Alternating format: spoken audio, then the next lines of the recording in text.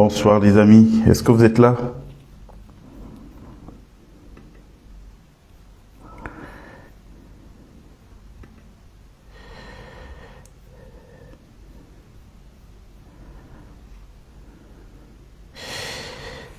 Est-ce que vous êtes là? Si vous êtes là, signalez-vous et dites-moi si vous entendez très bien le son. Alors, c'est impératif qu'on ait une belle qualité sonore et c'est impératif qu'on ait une belle qualité d'image pour qu'il y ait un confort dans l'écoute.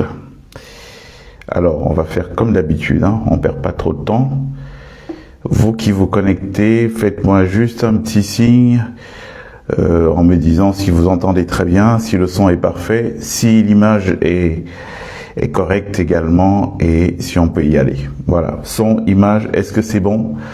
Tous ceux qui se connectent, faites-moi un petit signe, un petit message pour que je sache afin qu'on y aille. S'il vous plaît, les amis.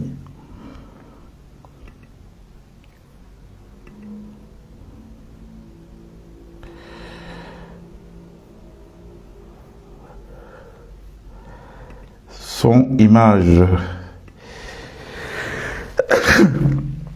Pardon.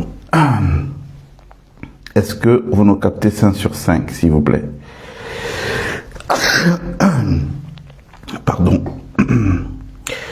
Si vous nous captez 5 sur 5, merci. Ah d'accord. Youssouf dit que le son est bon. D'accord. Et l'image aussi. Alors, donc on va y aller, on va pas perdre de temps. Bonjour les amis. C'est bien qu'on se retrouve ce dimanche face à l'importante actualité que nous avons dans notre pays et de manière plus générale en Afrique. Vous avez dû le constater comme moi. Mais je voulais commencer par des choses plutôt personnelles. Ah, bonjour cher Landry. Comment allez-vous, cher frère? Content de vous savoir là. Il y a Dany aussi qui nous rejoint. Image nette et bon son. Ben écoutez, c'est parfait. Et donc tout ça est de nature à me ravir. Donc je le disais, je voulais commencer par quelque chose de personnel. Vous savez qu'il manque beaucoup aux nouvelles générations aujourd'hui et quelque chose sur lequel les nouvelles générations devront beaucoup travailler. C'est leur rapport à la loyauté, leur rapport à la fidélité dans toutes choses qu'ils font, dans les relations avec les gens tous les jours. C'est très important d'être fidèle. Ce midi, j'ai dit déjeuner avec un copain, quelqu'un que j'ai rencontré il y a 17 ans à Abidjan. Il m'avait été présenté par le journaliste Didier Bléou et je crois que c'était en 2009 ou 2008 et nous avons gardé le contact. On s'est pas revus pendant 17 ans, mais nous avons continué à souvent échanger. Parfois on passait 2-3 ans sans prendre de nouvelles. Ensuite on revenait à la charge. Bref, on a gardé le lien. Et ce qui s'est produit, c'est que donc il y a 17 ans, c'était un petit jeune qui cherchait sa voie. Aujourd'hui, c'est un patron en Côte d'Ivoire. Et quel n'a pas été mon plaisir de le revoir ce midi, déjeuner avec lui 17 ans après. Pourquoi? Parce que nous avons gardé de la fidélité l'un pour l'autre, malgré les épreuves.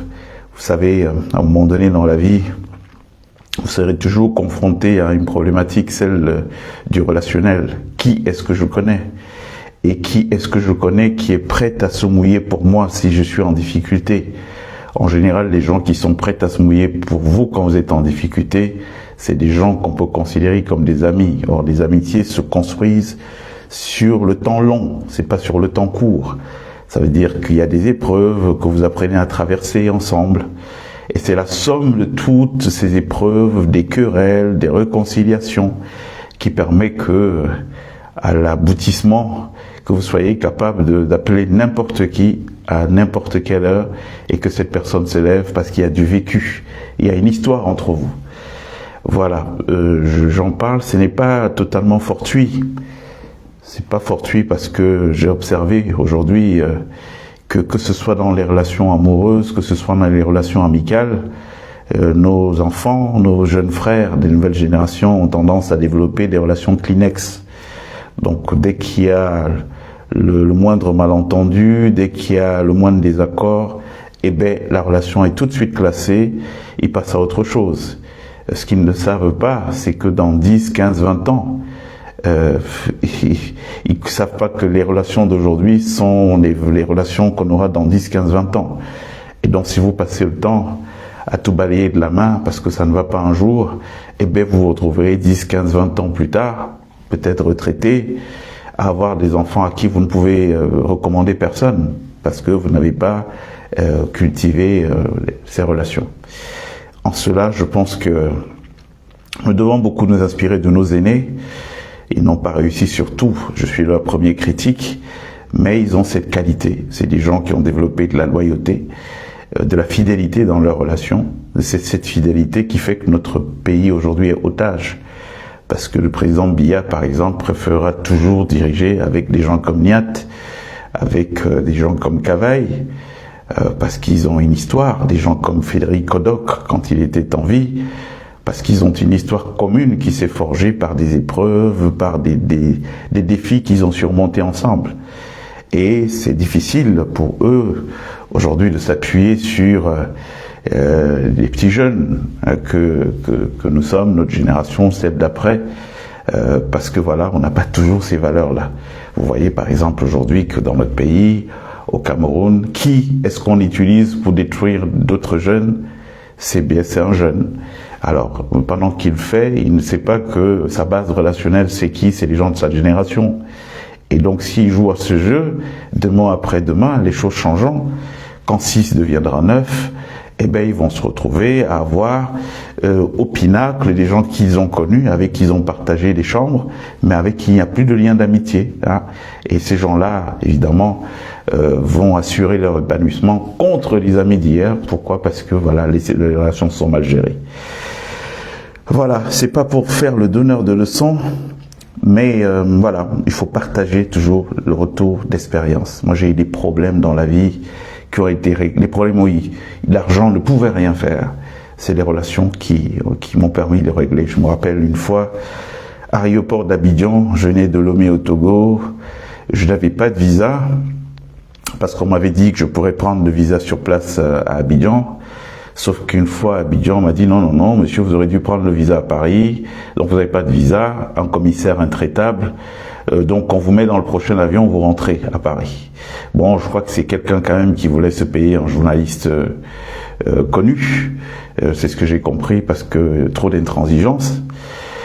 Et donc, pendant que j'étais assis, tout calme, dans un coin, attendant d'être réembarqué dans le prochain vol pour Paris, j'ai mon téléphone qui sonne, et c'est quelqu'un que j'avais connu, un Ivoirien que j'avais connu de longue date, qui m'appelle. Et donc, en échange, je lui dis, tiens, je suis même à Abidjan, mais là, je suis coincé, je dois être rapatrié, parce que voilà, j'ai pas de visa. Il me dit, où est-ce que tu es? Je lui dis, je suis à l'aéroport. Il me dit, bon, ne bouge pas. Et donc, 10 minutes plus tard, je vois une policière venir vers moi. Elle me dit, Monsieur Palmer? Je lui dis, oui. Elle me dit, où sont vos affaires, votre sac? Je lui dis, il est là, mon sac à main. Donc, elle me dit, venez avec moi. Et donc, on marche. On arrive au poste, à la frontière, là, où on tamponne les passeports. Et puis, elle ouvre une porte dérobée à côté, elle me dit, passez là. Et tous les policiers qui étaient là, d'écarquiller les yeux et tout, elle leur dit, et quelqu'un dit non, le commissaire a dit qu'il n'entre pas, hein. Le commissaire a dit qu'on le rapatrie, elle a dit à son collègue qu'elle n'en avait rien à foutre du commissaire, et donc elle m'a dit passez. Je vous avoue que je suis passé sans trop de conviction, parce que je me suis dit, mais dans quoi je me retrouve là? C'est la première fois que j'entre dans un pays, passant par un aéroport sans que je sois contrôlé au portique. Et donc, on s'est retrouvé en salle de bagages pour récupérer mes bagages. Et puis dehors, il y avait une voiture qui m'amenait à mon hôtel. Je n'en revenais toujours pas d'être rentré dans un pays de cette manière, et en Côte d'Ivoire. Et puis une fois dans mon hôtel, on m'a envoyé un policier qui est venu chercher mon passeport et ils sont allés me faire un visa. Alors, l'histoire de cette dame, il faut que vous la compreniez un tout petit peu pour que les gens comprennent l'importance de faire du bien dans la vie. et faire du bien sans rien attendre en retour. L'histoire de cette femme, c'est que le soir, donc je suis à l'hôtel, l'ami qui m'avait fait organiser ce passage, donc il me dit, bah écoute, je viens ce soir, on dîne ensemble. Et donc le soir, il arrive, il est avec une jolie dame, bien apprêtée et tout. Et tout de suite, je me dis, mais tiens, le visage, je le connais. Mais en fait, c'était la policière qui m'a fait passer le portique. Et puis, il me la présente, il me dit, mais tu l'as pas reconnu, mon ami, la dernière fois où tu étais à Abidjan, on avait fait une petite affaire. Et donc, il se trouve qu'il y avait des gens avec nous. Donc, voilà, on a partagé. Il me dit, tu avais donné de l'argent à une de mes amies. Il me dit, mais c'est elle, là, tu l'as pas reconnue. Je dis, non, mais j'étais à des années-lumière. Donc, c'est une femme pour qui j'avais eu un geste de générosité. Bon, le bien ne fait pas de bruit parce que le bruit ne fait pas de bien. C'est cette femme-là qui, des années après, s'est retrouvée à me faire entrer dans un pays sans visa, alors que le patron de l'aéroport était opposé. Donc c'est pour vous dire qu'il faut faire le bien, et il faut surtout être fidèle et loyal dans ses amitiés. Voilà, ça c'était mon petit message pour le Cameroun. Et Valérie Belouga dit que c'est la famine. C'est vrai que il est parfois facile de juger les autres, mais il y a des contextes, notamment notre contexte camerounais qui est assez complexe. Vous savez, quand vous avez des jeunes qui passent toute leur vie à aller à l'école, on leur dit qu'il y a un contrat social, c'est soyez bons à l'école.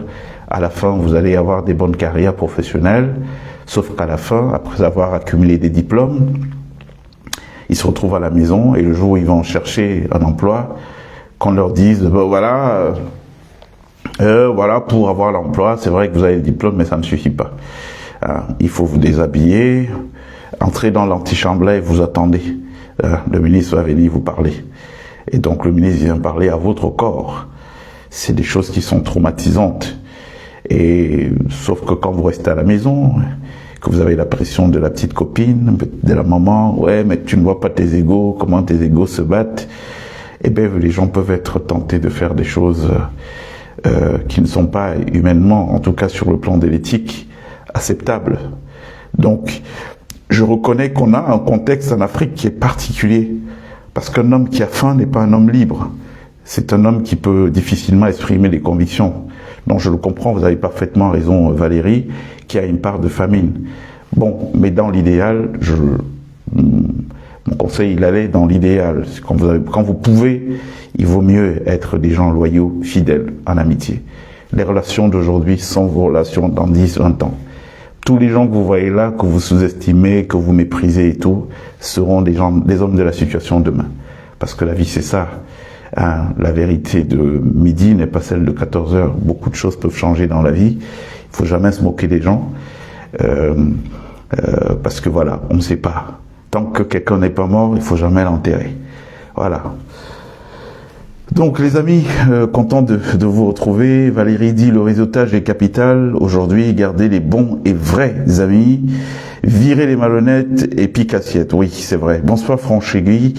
Bonsoir frère Ngouambala Célestin. Je parlais tout à l'heure d'amitié, de relation. Célestin, ça fait une 30aine d'années qu'on se connaît. À l'époque, il était un brillant journaliste au Messager à Yaoundé. Je me rappelle encore certaines fois nos marches. Oh là là, on a du chemin, hein. On a beaucoup de chemin. Il y a Brice Tanque qui est là, qui dit bonsoir Morgane, bonsoir cher Brice. Content de vous avoir avec nous. Voilà. De quoi voulez-vous qu'on parle en premier, hein? Moi, je vous écoute. Hein. Vous me donnez le ton et puis j'y vais. Quels sont les sujets que vous souhaitez? Il y a René Calvin qui vient de se connecter aussi. Bonsoir, cher René Calvin. C'est notre René qui est du côté de la Belgique. Un virtuose qui excelle dans son domaine musical et qui nous fait profiter souvent de conseils et puis d'expériences. C'est important de toujours être dans une posture d'apprenant. Il faut ingurgiter le maximum de savoir pour se mettre dans la posture tard, un peu plus tard de celui qui régurgite, de celui qui transmet. Alors, donc je vous disais, bonsoir cher Raphaël, fils. On commence à parler de quoi? On commence par quoi, s'il vous plaît? Donnez-moi vos... Je suis preneur. Vous me dites les sujets que vous souhaitez qu'on évoque en premier et puis on en parle. Alors, donc, les démissions, Franck dit, hein, le trop grand nombre de candidats à l'élection. Ben, écoutez, Franck, effectivement, j'ai suivi, comme tout le monde, hein, la démission du ministre Tiroma. Bon, je n'étais pas très étonné. Vous savez, je vous ai dit ici que aussi longtemps qu'on voudra lutter pour faire tomber le régime en place, il y a une règle il va falloir que tout le monde observe, respecte, c'est ne jamais les sous-estimer. Ne jamais sous-estimer le régime en place. Ce sont nos frères, nous les connaissons très bien. Beaucoup d'entre eux sont des gens avec qui nous avons cheminé. Nous connaissons la capacité d'ingénierie qu'ils ont. Nous connaissons aussi, nous savons que c'est des gens qui ont juste décidé de mettre leur intelligence au service du mal. Mais on rentrera tout à l'heure dans les causes profondes, les raisons pour lesquelles ils sont comme ça et pour lesquelles il ne faut pas attendre d'eux une quelconque production du bien, du progrès, parce qu'ils n'ont pas été programmés pour ça. Donc je l'ai vu, ces démissions. Bon, moi, il m'inspire deux analyses. La première analyse, c'est que, en tenant compte de la dangerosité du président Biya et compagnie, je pense qu'il faut quand même être très prudent, parce que ces gens, ils sont pas fous, hein. Vous savez, on a des services de renseignement au Cameroun. Ces gens, ils travaillent à quoi? Ils travaillent essentiellement à la politique, à comment maintenir le système en place. Ça veut dire quoi? Il y a un système de veille très performant, hein, les gens qui font de la veille. Et c'est un système qui est élargi à l'ensemble du territoire. Les chefs du village, les aéroports, et même les vendeurs de cigarettes, les taximens, et tout. On a tout un système de renseignement au Cameroun qui fonctionne à merveille. C'est-à-dire que quand, par exemple, les gens disent « Oh, vraiment, on a fait telle chose, le président n'est pas au courant », moi je rigole. Le président, il sait tout ce qui se passe au Cameroun. C'est juste qu'il est le patron de la mafia. Et donc, à ce titre, il joue le mec qui sait pas pour laisser faire des choses. Donc, je le dis pourquoi? Je le dis parce que j'ai envie d'attirer votre attention sur le fait que les premières personnes qui sont conscientes du rejet massif du peuple camerounais aujourd'hui contre leur gouvernance, je dis bien les premières personnes qui sont au courant de ça, c'est d'abord ces gens qui gouvernent. Et qu'est-ce que vous pensez? Vous pensez que ils ont toutes ces notes de renseignement qui arrivent disant qu'il y a une exaspération, et exaspération qui se traduit par l'émergence de nouveaux profils de leaders. On a vu des jeunes susciter une profonde empathie de la part des Camerounais. Donc ces gens, ils surveillent ces phénomènes. Ils ont vu qu'aujourd'hui, ils sont vomis par l'ensemble de la population. Même les gens du système, aujourd'hui, appellent la fin de ce système de tous leurs vœux. Pourquoi? Parce que même s'il y en a qui profitent, même s'il y a des petits îlots de bonheur dans l'océan de malheur que le Cameroun est aujourd'hui, mais ces gens, ils vivent pas en Corée, ils vivent au Cameroun. Donc quand il y a des coupures d'électricité, quand il y a des coupures d'eau, ils subissent ça de la même manière que tous les autres Camerounais. D'où les aspirations qui peuvent se généraliser, y compris dans les rangs de ces gens du système aujourd'hui. Donc, je suis allé trop loin et je vais le recentrer. Donc, on revient à cette démission, je l'analyse de deux façons. Le pouvoir en place a conscience aujourd'hui qu'il est massivement rejeté par les populations du Cameroun et que de nouvelles figures de la contestation, portant le leadership de la contestation sont en train d'émerger. Qu'est-ce qu'il fait? Il décide de se recycler. Il se recycle comment? En disant, bon, allez, toi tu vas démissionner, toi tu démissionnes, parce que aujourd'hui on a un message qui vient du grand nord, ces gens-là sont en train de vouloir s'unir, et s'ils sont unis, c'est mauvais pour nous. Et donc, il faut faire quoi? Il faut créer il faut venir casser cette dynamique unitaire, de stratégie unitaire. Et donc, tu vas démissionner, et puis on va construire une image de dissidence artificielle autour de toi. Et donc, avec cette image de dissidence artificielle, les plus naïfs vont le gober. Toujours est-il que on a un mouvement unitaire qui migre à un mouvement éparse, où on a un tel qui vient, tel, et ce n'est pas la meilleure façon pour battre, s'il y a une élection demain, ce n'est pas la meilleure façon pour battre le pouvoir en place.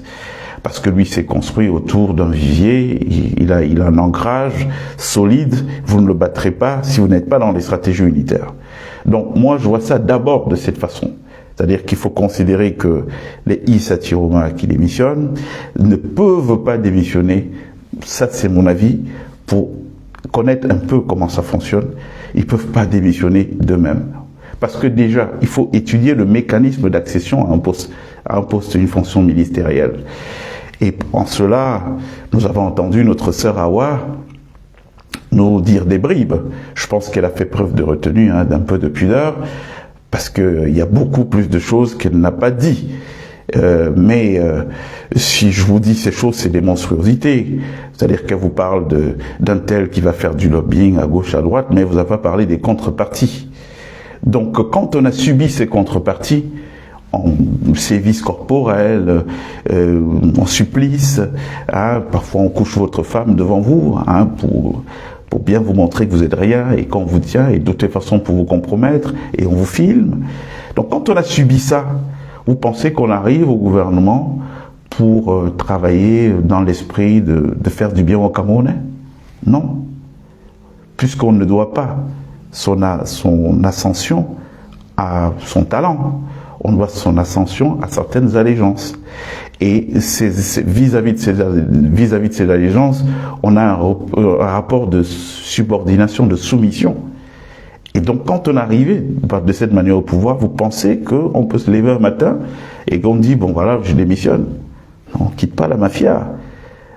Donc, moi, en ça, je crois, sur la base des éléments que nous détenons, que comme on sait par quels moyens les gens procèdent pour devenir ministre au Cameroun ou occuper d'autres fonctions de responsabilité, nous savons très bien, je ne vais pas entrer dans d'autres détails, mais si vous voulez, je pourrais vous en toucher des mots tout à l'heure. Quand on sait la manière qu'on utilise pour arriver en responsabilité au Cameroun, on sait aussi qu'on ne peut pas démissionner de soi-même. Si on démissionne, c'est que le système qui vous a fait entrer, c'est ce système qui vous fait jouer un rôle. Moi, je suis pour l'idée qu'il y a un rôle et que ce rôle est organisé par le pouvoir parce que ce dernier s'est rendu compte qu'il était en train de perdre la main, parce que l'élite qui est là aujourd'hui, elle n'est plus représentative de rien, elle n'a plus aucune légitimité. Et donc, quand on a des télères ou nanas qui émergent et qui commencent à rassembler autour de leur image de probité et compagnie, ça leur pose un problème. Le télère ou nana, c'est pas un télère qu'on a soumis à la petite sodomie notamment. Donc, on ne l'a pas soumis à la petite sodomie, ça veut dire que ça va être un électron libre, c'est un danger pour le système. Et donc, le système ne peut pas laisser qu'un bonhomme comme ça soit celui qui a préance sur des opinions. Donc, qu'est-ce qu'ils vont faire? Ils vont chercher à imposer par la force, les moyens, parce que vous voyez, qu'est-ce qui s'est passé cette semaine? Au moment où on a quelques mois d'une élection présidentielle, où tout le monde devrait être aujourd'hui en train de dire ces gens doivent partir, ça doit être récité, répété comme un mantra. Et tout, qu'est-ce qui s'est passé? On a toute l'énergie des Camerounais qui a été phagocytée par l'histoire de la démission de l'autre. Mais pourquoi c'est phagocyté? Parce que ces gens ont des moyens. Ils ont bien prévu que, avec une presse aux ordres, d'autres frères aussi qui ont des problèmes d'estomac, avec l'argent qu'ils ont, ils ont la capacité de dicter le tempo de l'actualité, de dire ce que les Camerounais pensent, de ce qui va être imposé dans l'esprit de l'opinion.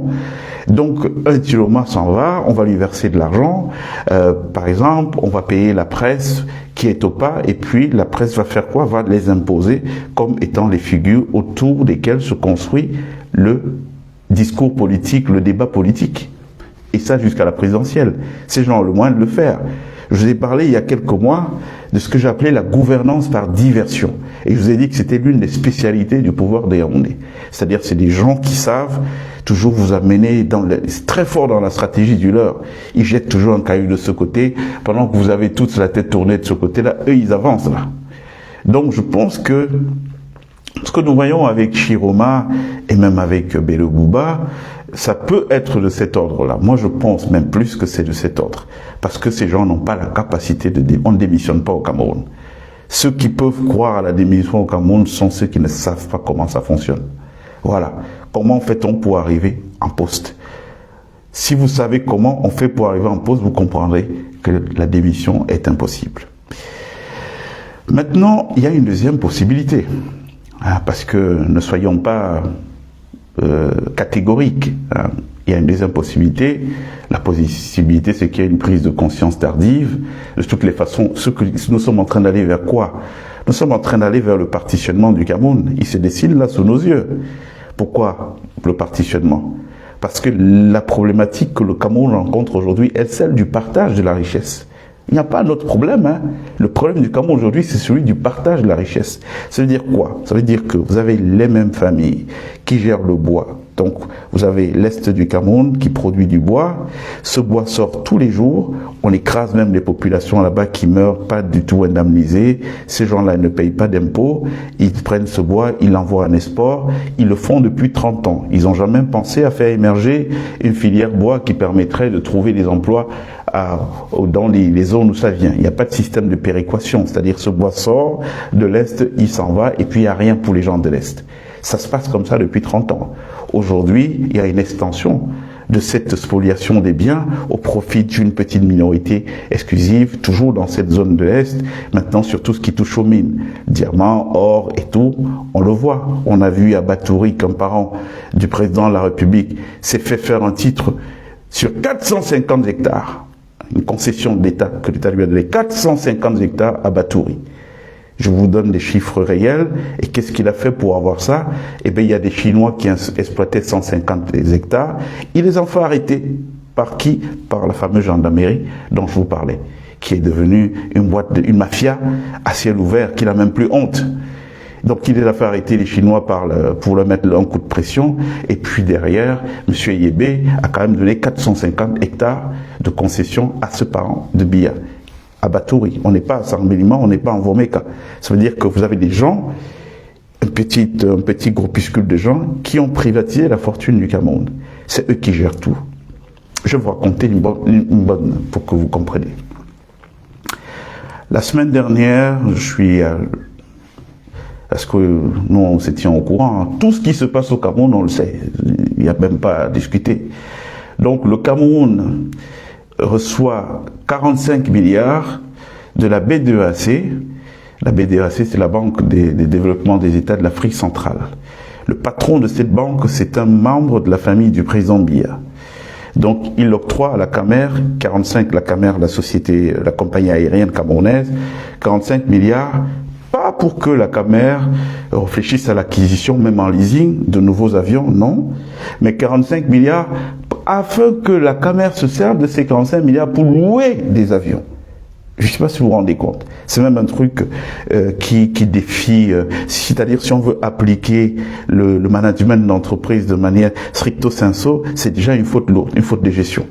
Donc, il donne 45 milliards à la Camer, et les 45 milliards, la Camer s'en sert soi-disant pour louer des avions.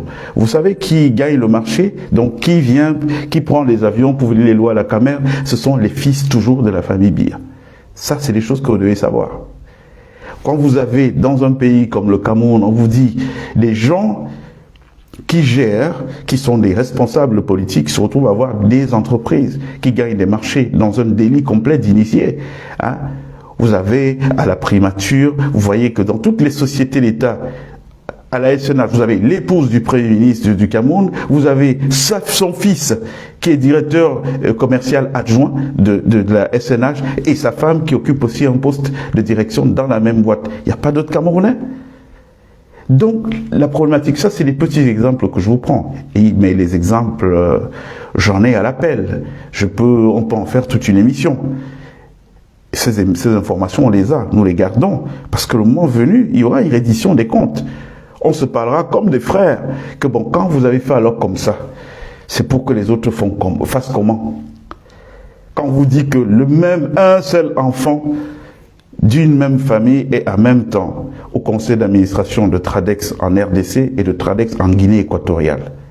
Et c'est le même qui gagne à 45 milliards, met 45 milliards dans sa poche, soi-disant pour sous-louer des avions à la Camer. Il y a un problème. Donc la problématique que nous rencontrons dans notre pays aujourd'hui est une problématique du partage de la richesse. La richesse est mal partagée. Et ce que ça va engendrer, ce que c'est en train d'engendrer, c'est que comme pendant 43 ans, il y a des gens qui ont fait ça. Les Camerounais étaient naïfs à l'époque, ils ne voyaient pas. Ils n'ont pas compris qu'il y a un sabotage pur et simple quand vous dites que à la primature, le premier ministre du Cameroun, il a une entreprise qui transporte le gasoil, le carburant, les produits pétroliers pour livrer à une entreprise d'État. Mais les hommes d'affaires donc qui sont là, les opérateurs économiques, eux, ils font comment? S'ils sont en compétition avec les gens qui doivent leur signer des marchés d'État. C'est-à-dire que voilà un pays où il n'y a pas de Small Business Act, donc il n'y a pas une préférence des marchés au PME, des marchés publics pour les PME. Donc les PME fonctionnent comment? Donc il y a clairement un problème qui est celui du partage de la richesse dans notre pays. C'est ça le problème. Et pendant 43 ans, ils ont imposé ce système aux gens. Sauf qu'on arrive à 2025 et les Camerounais aujourd'hui sont exaspérés. Ils sont donc dans l'état d'esprit suivant. Leur état d'esprit, c'est que s'il faut qu'on nous mette un bébé billard ou affidé qui va venir pendant les 60 prochaines années au Cameroun perpétuer ce système, en ce moment, vaut mieux quoi? Vaut mieux que les gars qui ont le pétrole au sud-ouest, pourquoi le pétrole va sortir pour aller enrichir une petite famille? Vous savez que le pétrole n'est pas budgétisé, n'est pas dans le budget du Cameroun, il est géré comment? C'est déjà un truc impensable. Comment une ressource comme celle-là, qui appartient à tous les Camerounais n'ont pas un droit de regard, ils ne bénéficient pas de ça. Pendant ce temps, il y a des gens qui profitent. Il y a des gens des familles qui s'asseyent et qui se partagent le gâteau. La preuve, vous n'avez qu'à voir la propension qu'ont ces gens aujourd'hui à avoir des entreprises dans le domaine pétrolier, ils deviennent tous distributeurs de pétrole. Est-ce que c'est le pétrole qui vient de Womeka ou de Nangaï Boko, je ne sais pas moi d'où? Non, c'est le pétrole du Sud-Ouest. Donc les enfants du Sud-Ouest, ils n'ont pas vocation à profiter de cette manne-là. Hein? On a dit depuis des années qu'il faut qu'on crée un Silicon Valley dans cette zone. Parce que ces gens, ils ont montré qu'ils avaient un intérêt pour tout ce qui touchait à tout ce qui est intelligence artificielle, à tout ce qui est informatique, pointu et tout. Créons un Silicon Valley à Limbe ou à Boya, je sais pas moi où, et tout. Il y a des ressources pour ça. Mais rien n'est fait. Est-ce que vous savez que chaque Camerounais qui paye 1 litre d'essence paye 80 francs CFA. C'est-à-dire que dans le prix du litre d'essence, dans la structure des coûts du litre de francs, chaque fois que vous payez 1 litre d'essence, vous payez 80 francs qui sont censés être affectés à l'entretien des infrastructures de raffinerie, notamment. Le Cameroun, chaque année, produit 2 milliards de litres de produits pétroliers.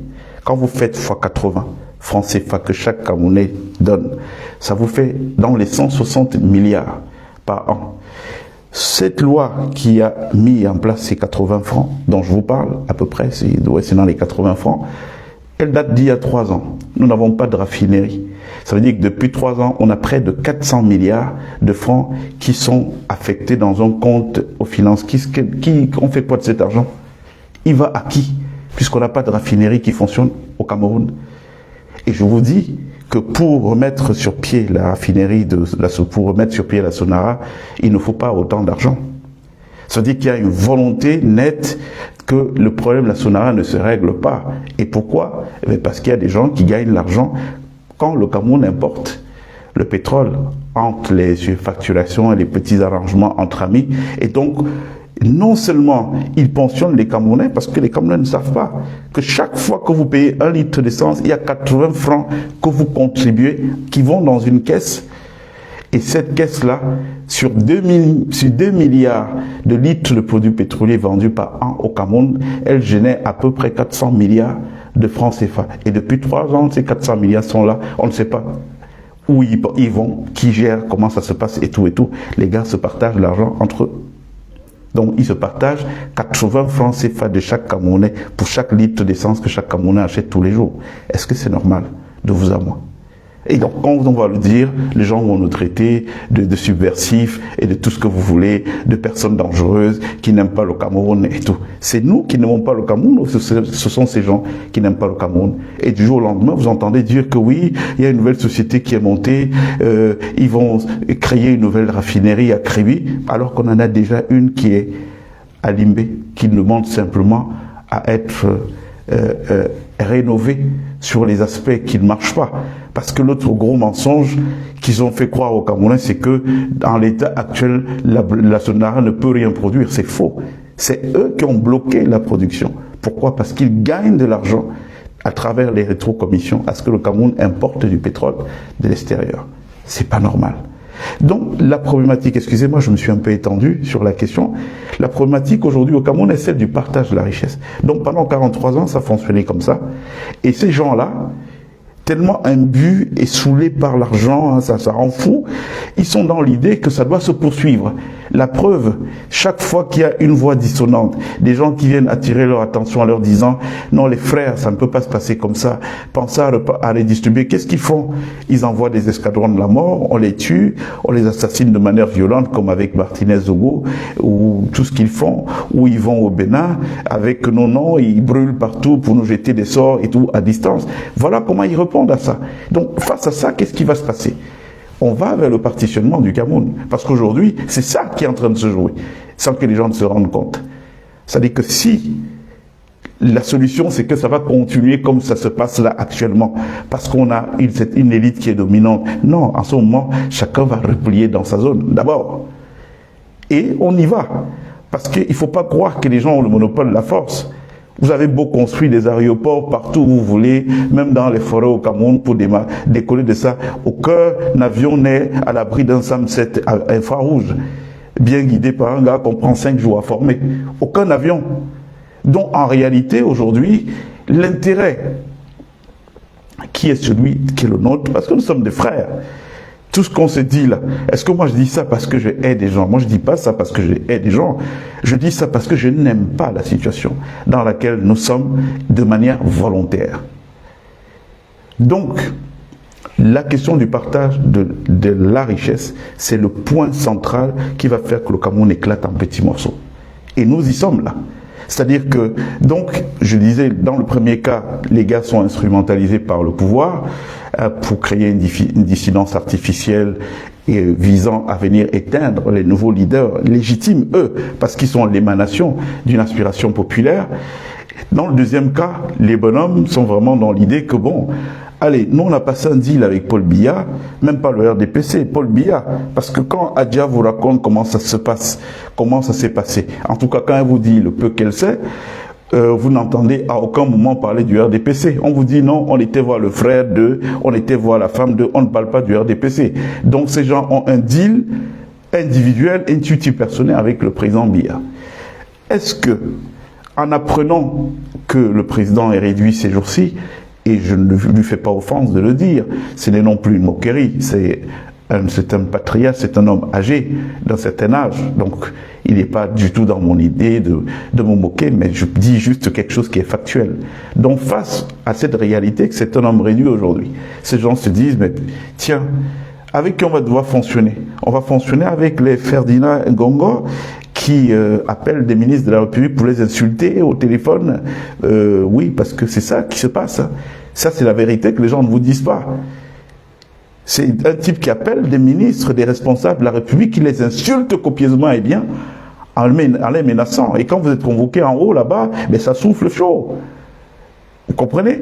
Ceux qui ne se mettent pas au pas, on les éteint. Vous avez vu Dodo Doké, ce qui s'est passé? Nous, on sait ce qui s'est passé. Donc, c'est très violent. Et donc, ces gens se disent, ben, tiens, nous, on a passé un deal avec Biya. Aujourd'hui, il est en perte de moyens. Comme il est en perte de moyens, nous, vraiment, on va pas se laisser, on va pas faire allégeance à ces enfants-là qui n'ont rien compris. Parce qu'en réalité, aucun enfant de Biya n'a compris quoi que ce soit. Tout cela, c'est des petits jouisseurs et sans niveau, hein, on peut dire ça comme ça, sans niveau, parce que vous ne pouvez pas détenir le pouvoir financier. Et même ne pas vous inspirer de votre père. Parce que quel est le rapport que le président Biya a à l'argent? Nous, on sait, on peut vous dire. Le président Biya a toujours utilisé l'argent comme un levier pour asseoir son pouvoir. Il le paye, il paye qui il faut et il paye grassement. Comment a-t-il toute l'information stratégique de par le monde? Vous avez des avions qui décollent du Bourget, ici à Paris, qui vont au Cameroun, avec des émissaires qui viennent, qui vont dans sa maison à Adjoua, lui souffler des choses à l'oreille, et ils repartent avec leur petit sac. Ils entrent dans le jet revient à Paris. Voilà à quoi sert, entre autres, l'argent du pétrole du Cameroun. Donc le président Biya, il s'en est toujours servi, il se sert de l'argent comme un levier. C'est pas un type qui montre de la passion, une passion excessive pour l'argent. Donc ses fils, ils ne s'en sont pas inspirés. Eux, ils ont une vraie passion pour l'argent. Donc ils n'ont pas préparé leur lit. Parce que quand on occupe certaines fonctions pendant un certain nombre d'années, mais ne pas pouvoir passer de ces fonctions à un échelon supérieur, mais c'est une preuve tout simplement de bêtise. Vous avez les leviers, le pouvoir là, on ne s'en sert pas que pour écraser les gens. On peut s'en servir aussi pour rendre des services, pour fabriquer des affidés. Donc aujourd'hui, il n'y a personne autour de lui. Et donc ces ministres du Nord se disent, ben tiens, c'est pas avec ces oiseaux que nous on va faire un deal. Le deal, on l'avait avec leur père, mais aujourd'hui leur père est diminué. Si l'idée c'est de nous imposer une allégeance à ces oiseaux, nous on n'est pas là-dedans. Donc mieux on se casse. Ça c'est la deuxième option qu'il faut envisager. Je ne sais pas si je me suis bien fait comprendre, essayez de me dire si j'ai été clair dans mes explications ou si c'était touffu. Alors il y a Christian Timan, le candidat. Christian Timan, c'est un pasteur et surtout un avocat qui a officié ici à Paris pendant de nombreuses années, et j'ai vu qu'il a déclaré sa candidature. C'est quelqu'un qui est animé d'une espèce d'humanisme, hein. C'est un humaniste. Donc Christian dit, ce prélèvement est en CFA. Or, pour construire une raffinerie, il faut des devises. Ce régime est incapable de générer les devises. Ah si, Christian, si.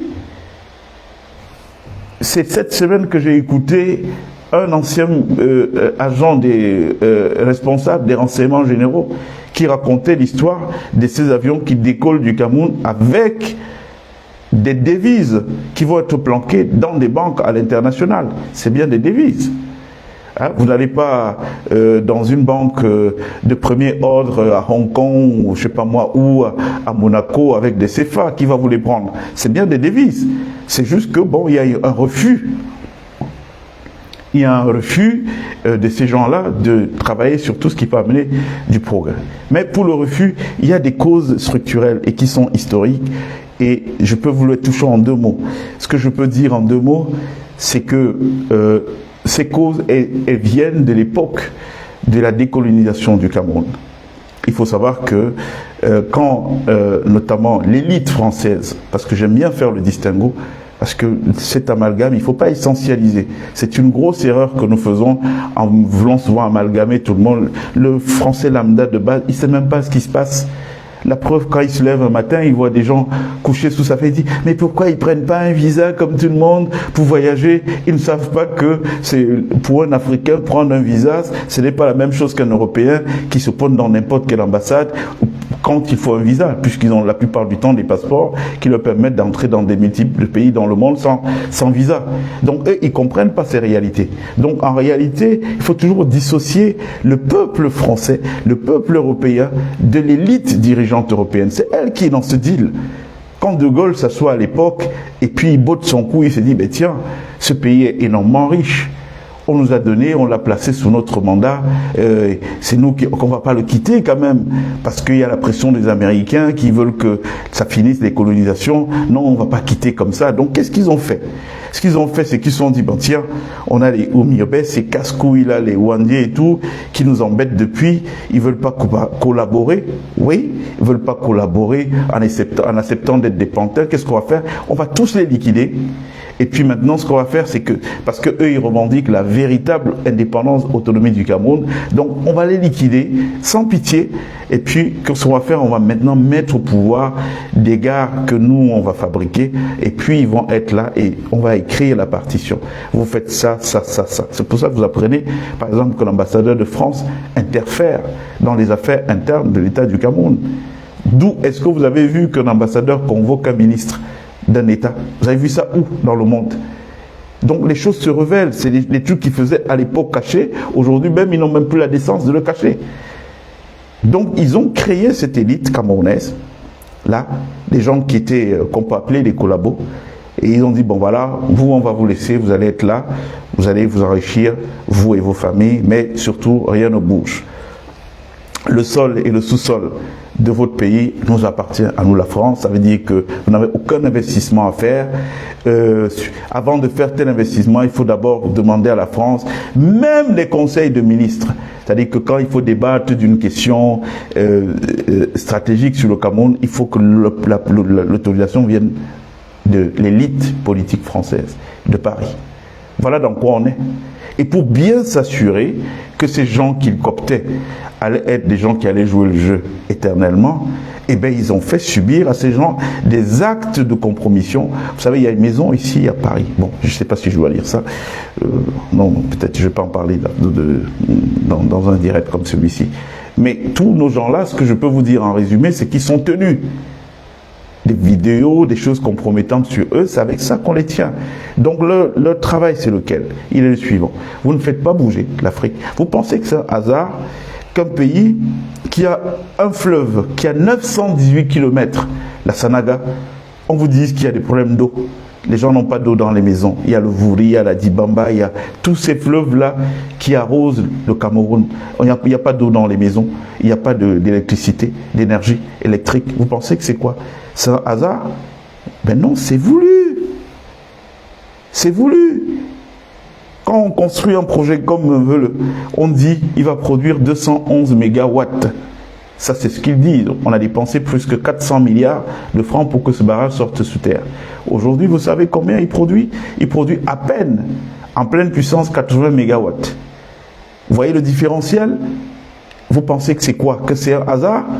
Est-ce que vous savez qu'à l'heure où je vous parle, ni le barrage de Mekine, ni le barrage de Lompanga, qui avait un petit truc de production qu'ils avaient construit à l'époque pour autonomiser la région de l'Est, en tout cas la ville de Berthois, aucun de ces deux barrages ne fonctionne plus, ils sont fermés.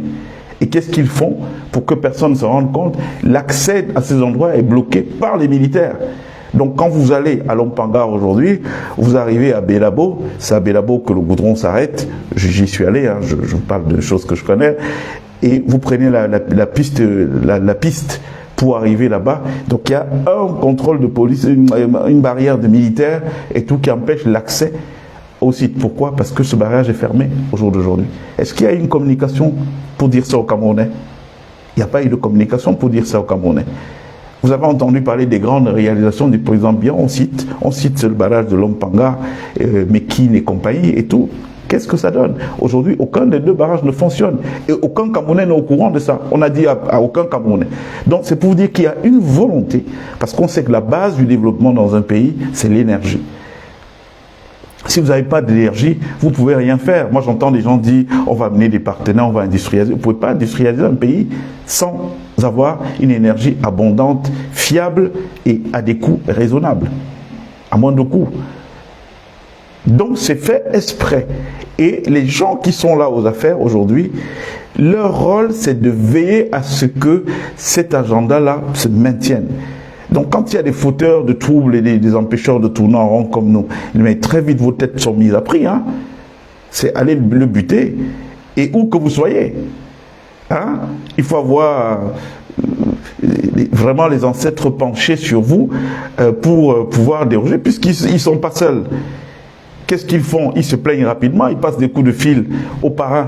Que oui, ben, il y a telle personne qui nous embête là, et tout, il faut aider, il est en train de menacer notre business. Il ouvre les yeux au Camerounais, donc il faut le liquider, il faut l'éliminer. Et tout. Et c'est ce qui se passe.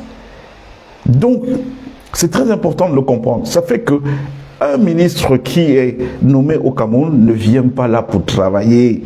Les choses doivent être très claires. Donc, on a fait subir les supplices dont je vous parle à nos parents, là, ça remonte à très longtemps.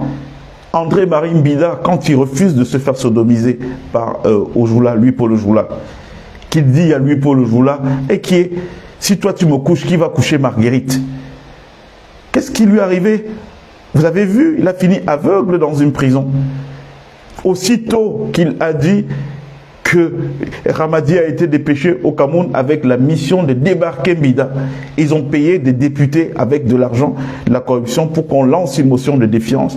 André-Marie Mbida, Premier ministre, donc futur président du Cameroun. Et voilà comment on l'a débarqué. Donc même les gens à qui on a payé cet argent, vous savez qu'ils ont passé quel pacte de loyauté pour arriver à être député et compagnie. Donc quand on tient dans la quasi-totalité d'une élite, parce que moi je vous en parle aujourd'hui, vraiment c'est pas parce que je veux faire du voyeurisme, je m'en fous de ce que les gens font dans leur chambre, tant que ça n'impacte pas sur la vie de la marche d'une nation. La problématique aujourd'hui, c'est que nous sommes obligés d'en parler parce que tant qu'on va rater le diagnostic du Cameroun, eh bien, toutes les stratégies thérapeutiques qui vont être mises en place seront vouées à l'échec. Ça veut dire que le débat que je vous pose là, c'est le débat que chaque Camerounais devrait avoir aujourd'hui. Chaque Camerounais devrait se l'approprier. On fait comment? Parce que tout ce qu'on fait là, c'est n'importe quoi. Ça ne va donner rien du tout si on n'attaque pas le problème de fond. C'est-à-dire qu'à la base, nos aînés qui sont là sont aussi des victimes. La plupart, ils ont rencontré une élite vicieuse, colonialiste, qui avait des siècles d'avance. Quand ces prêtres venaient à l'époque, on vous dit, ah non, il faut donner votre enfant, il va avoir une vocation de missionnaire. Tu vois un pauvre villageois qui est dans à Obala, ou je sais pas moi quoi, il prend son enfant, il donne de manière naïve. Il est à des années-lumière d'imaginer qu'il donne son enfant à des pédosatanistes. Et voilà comment l'enfant est converti à des pratiques complètement ignobles, inhumaines. Donc cet enfant qui subit ça, qu'est-ce qui va se passer? Mais il va faire subir ça à d'autres personnes. Vous voyez aujourd'hui que nous avons la quasi-totalité des fils, en tout cas beaucoup, parmi les fils de notre élite aujourd'hui, qui ont ce problème. On vous dit toujours, ah non, ils ont des tendances déviantes dans leur sexualité. Ah ouais? Mais pourquoi? La majorité, c'est des secrets de famille. Nous, on le sait, sont abusés sexuellement par leurs propres parents. On le sait. Donc, est-ce que ce système peut nous permettre de nous en sortir? Nous avons 65 ans d'expérience et nous savons où est-ce que nous en sommes aujourd'hui.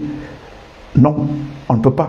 On a vu. Si on pouvait construire le Cameroun avec ce système, donc le système où on te dit, bon, pour être ministre, il faut que tu viennes, tu t'allonges là, on doit faire ça, on doit aussi faire ça à ta femme, même devant toi. D'ailleurs, on doit vous filmer.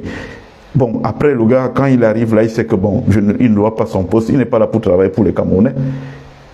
Parce qu'il a souffert dans sa chair. Lui va produire du bien pour vous, alors que lui il a subi le mal. C'est impossible. Arrêtons de rêver.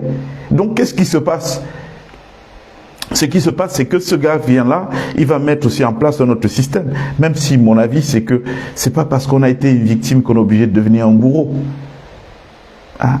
Donc, le vrai débat qui doit être posé au Cameroun aujourd'hui, et tous les hommes politiques qui sont là le savent, tous, opposition, machin, ils savent que ce que je dis là, c'est ça la vérité. Il faut que ce débat soit posé. Est-ce qu'on peut construire le Cameroun comme ça? À mon avis, non. Parce que si on pouvait le faire, on aurait en 65 ans un bilan qui est positif. Et vous pensez qu'on va reproduire les mêmes choses en pensant avoir des résultats différents? Si on ne pose pas ce vrai débat sur la table maintenant, je comprends la question des pactes de loyauté. Je le comprends, qui est lié au pouvoir. Mais ça ne doit pas être permettre qu'on prenne tout un pays en otage. C'est ça la problématique aujourd'hui que personne ne veut évoquer. C'est ça le fond du problème. Et tout. Donc ces gens ne peuvent pas travailler. Un gars qui a subi ça, quand il subit ça, il sort de là, il a plein de haine.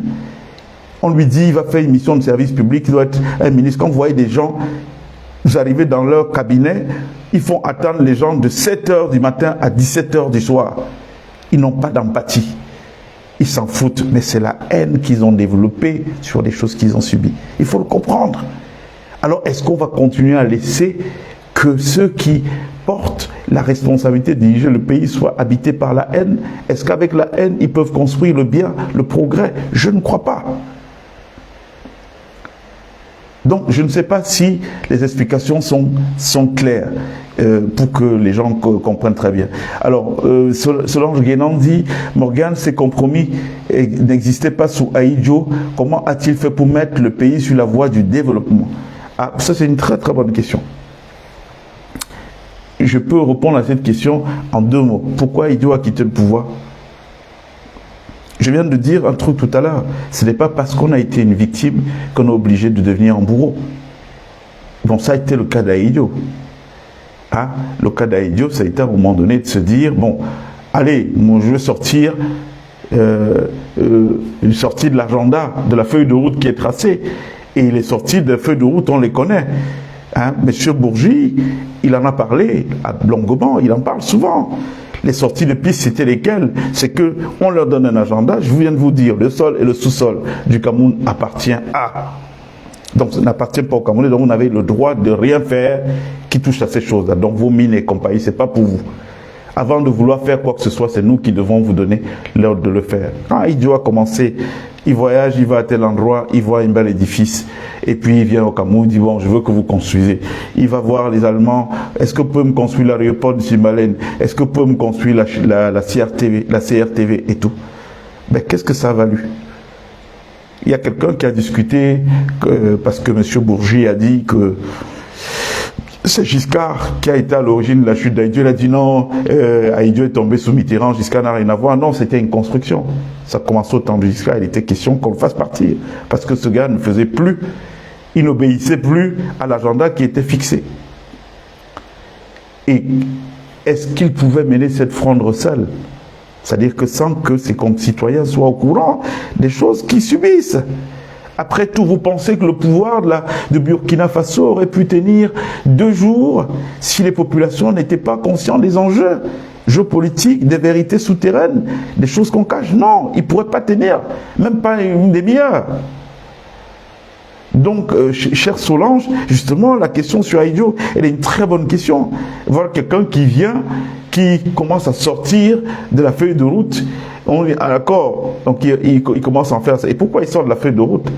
On peut analyser ça aussi sur un plan purement sociologique. C'est un peuple, Aïdio. Et les peuples, c'est des gens qui ont beaucoup de fierté. Voilà. C'est des gens qui ont un sens de l'honneur. Et c'est des gens qui ont un peuple et un musulman. Et un autre rapport à la vie et à la mort. C'est pas des gens qui sont attachés à la jouissance, à vouloir absolument. C'est des gens qui peuvent... Quand un musulman meurt, qu'est-ce qui se passe? On le roule dans un drap blanc et puis on doit l'enterrer rapidement. Donc ça, c'est le rapport que ces gens ont à la vie, à l'existence et à la mort. Donc pour ça, ils sont capables de poser certains actes sacrificiels en s'en foutant de ce que ça peut donner plus tard. Donc il a fait. Et puis il y a eu ce plan qui a été mis en place pour le débarquer.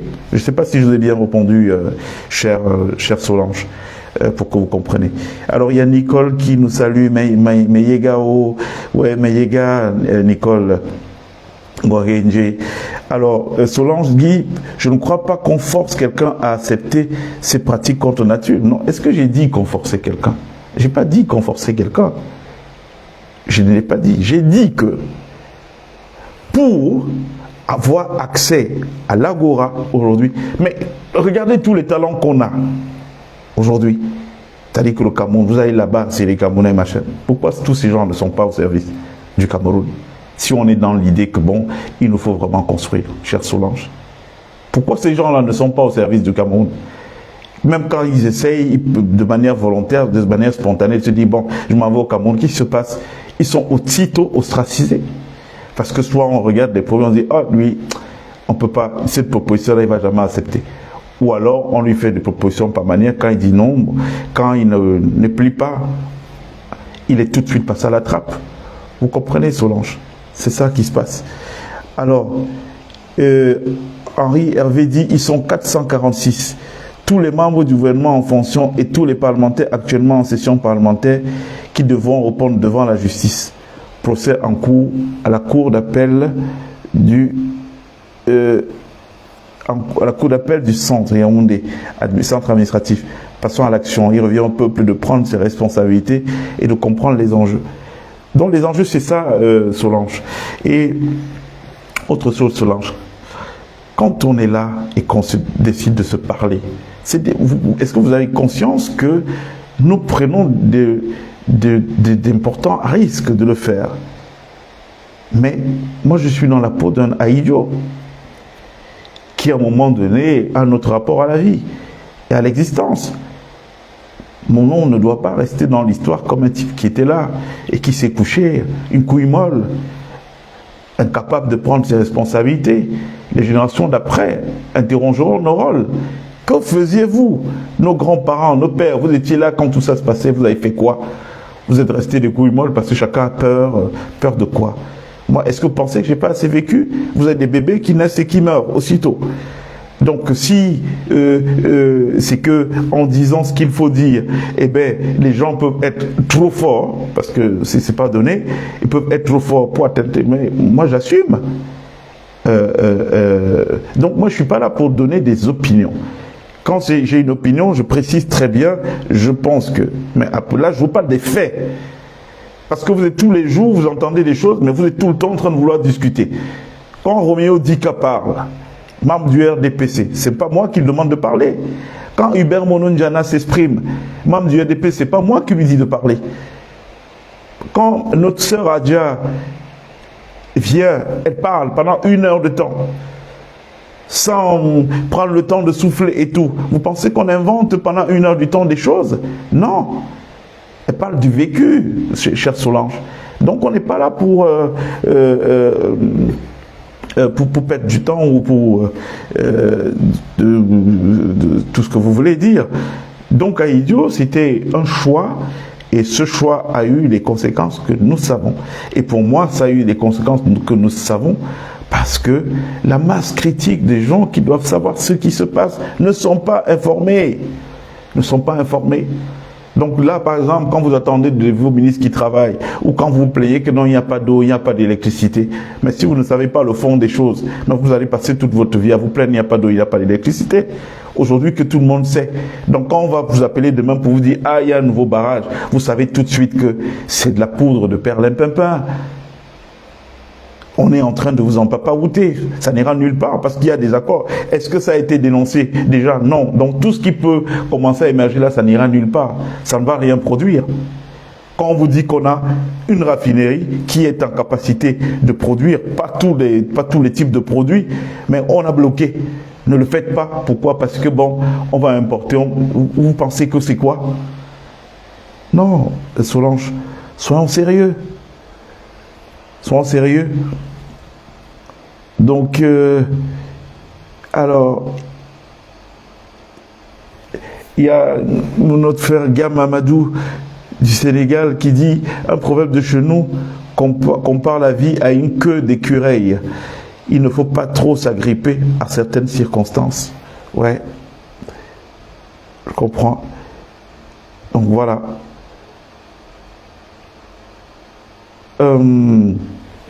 René Carvin dit pour moi, il ne faut pas exclure une autre manœuvre du système dans cette démission, mais bien sûr qu'il y a une manœuvre. Bien sûr. Qui démissionne au Cameroun? Qui démissionne? Personne. Ce n'est pas du tout le style de la maison. C'est ne pas connaître comment le système fonctionne. On ne vous donne pas le moindre strapontin si on n'est pas sûr de bien vous tenir comme il faut. Afin que vous n'osez pas moufter. Vous n'avez qu'à voir un peu comment les choses se passent. Bon, maintenant, moi, il y a autre chose qui me gêne. C'est-à-dire que ces gens, on peut considérer que c'est des... En soi, une démission n'est pas mauvaise. C'est la vitalité de la vie politique. Il y a des alliances se font et se défont. Pour moi, c'est un acte banal. Si on est dans le deuxième schéma qu'on a évoqué tout à l'heure, mais ce qui m'a gêné, personnellement, c'est de me dire, bon, alors les deux personnes qui ont dénoncé, si on peut le dire comme ça, les accords qui existaient entre eux et la machine gouvernementale actuelle, ils se positionnent, après avoir dit tous ces beaux mots, ils se positionnent comme étant des solutions d'avenir. Est-ce qu'on est sérieux? De vous à moi. C'est quoi les défis de demain? C'est l'IA. Pensez que notre frère Tiroma, que j'estime, que je respecte, qui est une connaissance, vous pensez que c'est lui qui va venir réfléchir aux questions d'IA? On a besoin d'un chef d'État capable aujourd'hui de travailler 17 heures sur 24. Oui, parce qu'on a 43 ans de retard. Comment on rattrape 43 ans de retard? Vous avez vu notre aîné même prononcer un discours. Il a de la peine, et ce type l'a dit. Moi, je me serais attendu à ce qu'ils nous disent que, bon, voilà, Nous reconnaissons une responsabilité commune dans l'échec, dans le bilan.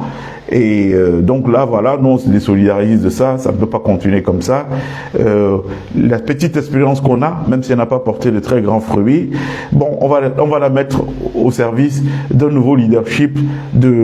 Moi, je suis pas trop pour le jeunisme, hein, je suis pas de ceux qui croient que ce n'est que parce qu'on est jeune qu'on peut faire des bonnes choses. On a vu des jeunes mauvais dans le travail qui leur a été confié. Mais quand je dis de nouveaux leaders, moi je vois plus des figures de renouvellement. Des gens derrière qui maintenant les Tioma pourraient se mettre pour dire bon voilà, nous on se met en tant qu'anciens qui avons fait notre temps et qui avons un bilan catastrophique, donc on va essayer de pousser des nouvelles dynamiques en toute humilité. Mais tous ces gens-là, ils viennent se poser en quoi? Ils viennent se poser en solution pour demain, vous vous rendez compte? Là, vous comprenez que ça confirme ce que je viens de vous dire, que ces gens ne peuvent pas être mus par l'idée de grandeur, par l'idée d'aider le Cameroun. Parce qu'eux-mêmes savent, s'ils doivent aider le Cameroun, ils n'ont pas les clés. Ils n'ont pas les clés, ils n'ont pas l'énergie. C'est pas à cet âge-là qu'on fait ce qu'ils sont en train de dire là. En tout cas, c'est ce que moi je pense. Alors, Solange dit la partie 2 de Tata Adja est dehors, plus violente que la 1. Oui, mais c'est pas violent, c'est des faits. C'est des faits. Cette dame vous raconte des choses qu'elle a vécues. Un peu comme je vous en dis, certaines, ici, souvent, sans peut-être rentrer dans tous les détails pour éviter le collatéral. Parce qu'il y a des gens qui n'ont pas demandé tout ça, c'est pas la peine qu'on leur montre du doigt demain quand ils marchent dans la rue. Bon, mais disons que notre sœur Adja, il va franco, quoi. Elle dit les choses telles qu'elles sont. Elle vous parle du vécu, c'est factuel. J'étais avec un tel, voire un tel, on a fait ceci, et puis voilà, ça a donné cela. C'est tout. Hein, les Camerounais doivent s'habituer à accepter la vérité telle qu'elle se présente. C'est là elle qui va nous affranchir, qui va nous libérer. Alors, on a qui d'autre? Je ne vois pas vos messages. Je vous avais laissé un téléphone pour nous envoyer des messages. Alors, il y a Louis-Marie Love qui dit Einstein avait dit qu'on ne règle pas un problème avec ceux qui l'ont créé. Ben oui. C'est une hérésie de penser aujourd'hui que le Cameroun qui va émerger, qui peut émerger, reprendre sa place dans le concert des nations, il va se construire avec des gens qui ont été infertiles pendant 43 ans. Hein? Qu'est-ce qui va se passer pour que du jour au lendemain qu'ils perdent les mauvais réflexes? Ils vont renoncer, qui au monopole sur le bois, qui au monopole sur les mines, qui au monopole sur le pétrole. Vous les voyez renoncer à ça? Mais non! Je vous dis ici depuis 2 ans bientôt que ce pouvoir tel que je le vois ne pourra pas partir par des processus démocratiques. C'est une dictature féroce, celle que nous avons au Cameroun. C'est des gens qui ont confisqué l'ensemble des ressources du pays. Et ils se comportent comme dans les mafias. Vous avez vu les gens de la mafia renoncer d'eux-mêmes à des bastions colonisés. Ça n'existe pas. C'est toujours l'épreuve de force. Donc moi je le dis depuis, bon mais comme les Camerounais sont des Saint Thomas, ils veulent voir pour croire. J'entends beaucoup qui manifestent un enthousiasme débordant sur la question électorale, non les élections, mais quelle élection? Quelle élection? Vous pensez que la commission électorale du Cameroun va dire, oui, même si c'est vrai, l'opposition a gagné? Qui nomme cette commission? Qui nomme ces gens-là? Est-ce qu'ils sont neutres?